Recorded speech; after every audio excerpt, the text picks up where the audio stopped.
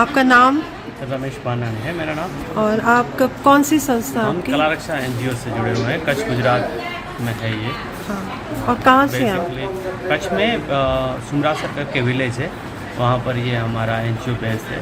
Basically हमारा काम local वहाँ जो आर्टिसन है उन्हें इनकम सोर्स लेना और जो हमारी ट्रेडिशनल आर्ट है उसे प्रिजर्व करना ही है। तो कब से है आपकी संस्था? 1993 में हमने ये NGO स्टार्ट किया था। कितने लोग हैं आपके पास आर्टिस्ट? हमारे पास 700 से 800 आर्टिसन हैं, अलग अलग कम्युनिटी के हैं, अलग अलग एम्ब्रॉयडरी के साथ हैं।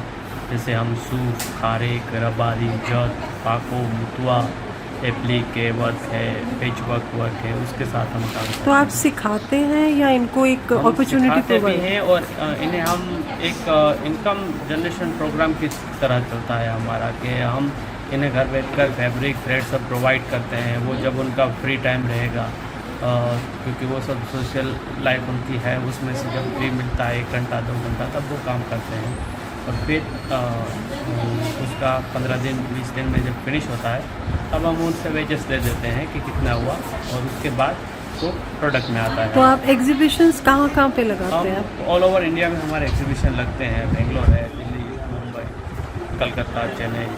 ज़्यादातर जहाँ क्राफ्ट का है वहाँ ज़्यादातर हम लगाते हैं। तो आपको मार्केट अच्छा मिलता है यहाँ पे? हाँ जी, मिल जाता है।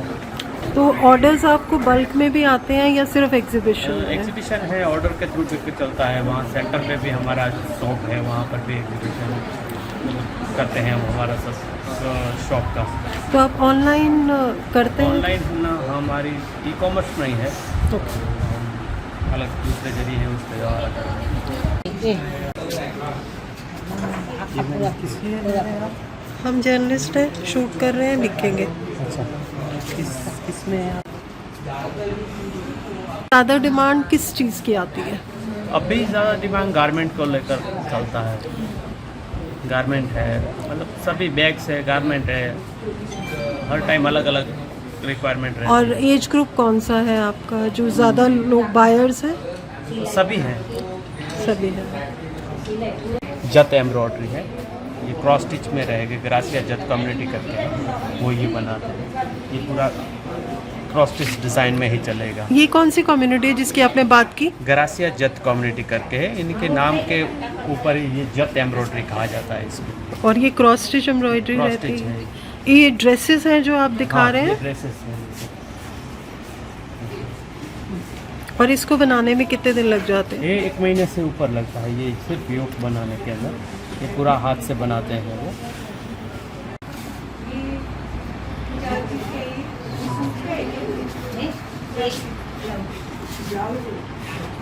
एम्ब्रॉयडरी है, रबारी एम्ब्रॉयडरी। हाँ, जी। ये चेन स्टिच डिज़ाइन में चलता है इनका। बेसिकली जैसे ये सब है, वो चेन स्टिच डिज़ाइन रहेगा इसका। तो इसको एक को बनाने में कितनी देर लगती है? करीबन 20 से 25 दिन लग जाएंगे एक आर्टिकल को। और ये कपड़ा गर्मी के लिए सिर्फ? और अलग अलग टाइम पर अलग अलग फैब्रिक में ये यूज़ होता है।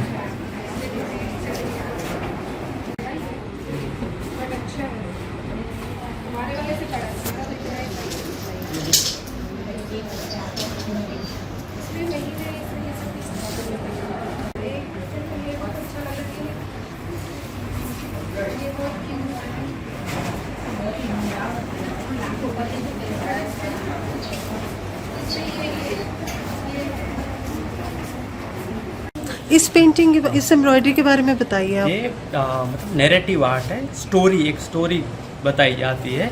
पहले ये था कि सूफ एम्ब्रॉयडरी के बाद पेचवर्क का काम करते थे। फिर 2001 के बाद उन्होंने सोचा कि क्यों ना हम पेचवर्क के साथ कुछ नया इनोवेटिव करें, तो उन्होंने स्टोरी बनाई कि आपके वहाँ पर शादियाँ कैसे होती हैं, आपके वहाँ पर त्यौहार कैसे मनाए जाते हैं, तो वैसे स्टोरी पैनल्स बनाए गए। और उस हिसाब से फिर ये नैरेटिव आर्ट शुरू हुआ। ये पूरा का पूरा जो पीस बना हुआ है वो रामायण है। भगवान राम की जर्नी, उनका पूरा जीवन काल जो है उसमें यहाँ पर रखा गया है। उसमें अलग अलग 40 क्षेत्र जो उनके थे, जैसे यहाँ से शुरू होकर उनके 40 अध्याय जो हैं वो इसमें रखे गए कि उन्होंने कहाँ कब जन्म हुआ उनका, और कहाँ हनुमान जी संजीवनी बूटी लेने जाते हैं, और जो उनका दीपावली मनाते हैं ईद के बाद, वो पूरा का पूरा इसमें लिखा गया हुआ है यहाँ पे। जैसे यहाँ पे पूरा का पूरा उसका वर्णन किया गया है कि कैसे सब चीज़ है। ये एम्ब्रॉयडरी जो करते हैं ये कुछ खास किस्म की एम्ब्रॉयडरी है? नैरेटिव आर्ट है, मतलब जो 40 साल के बाद की औरतें हैं उन्हें काम कैसे करें उसके लिए पेचवर्क था, तो उन्होंने खुद ने ऐसे कहा कि हम कुछ नया ट्राई करते हैं, और ये फिर आर्ट हुआ नैरेटिव आर्ट, स्टोरी बताना। जैसे ये पूरा का पूरा रामायण का स्टोरी है, तो वैसे वो स्टोरी अपनी जर्नी, अपना काम कैसे बताएं, उसके लिए फिर ये एक आर्ट है जिसे नैरेटिव आर्ट हमने नाम दिया हुआ है। इसे फिर 2008 या 10 में हमें इसको नेशनल मतलब बाहर हमने जैसे लॉन्च किया था, तो यूनेस्को की तरफ से सेल्स ऑफ एक्सलेंट का अवार्ड भी इसी आर्ट में हमें मिला था, नैरेटिव आर्ट में। तो अलग अलग स्टोरियाँ बनाई गई थी। तो आपने अभी बोला कि इसको एक उम्र के बाद कर नहीं सकते, उसका क्या कारण है? सूफ एम्ब्रॉयडरी है, ये जो आर्टिसन ये बनाते हैं वो सूफ एम्ब्रॉयडरी आर्टिसन वाले हैं। तो वो सूफ है, वो ताना माना गिन कर करते हैं, तो वो कुछ एज के बाद 40-45 हो जाएंगे, उसके बाद आंखें इतनी स्ट्रांग नहीं रहती है कि वो व्यू को देखकर बना सके।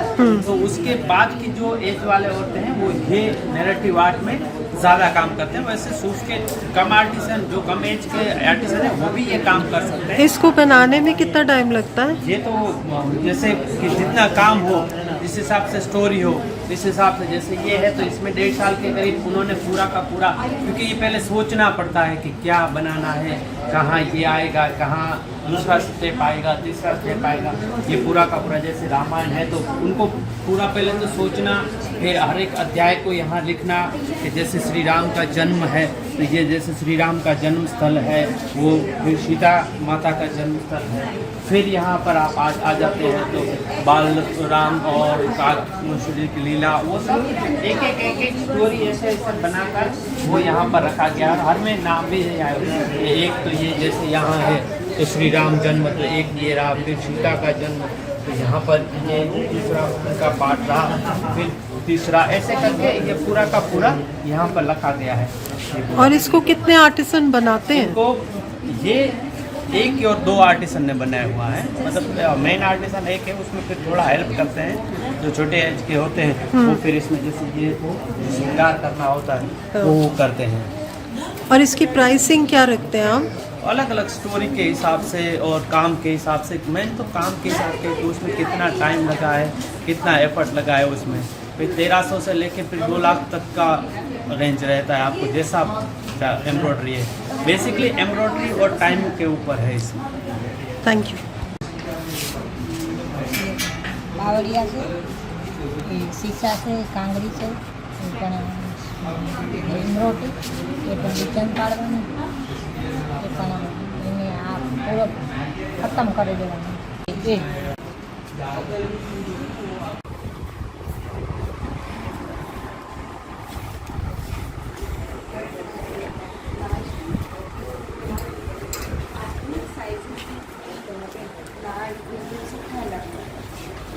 सालों से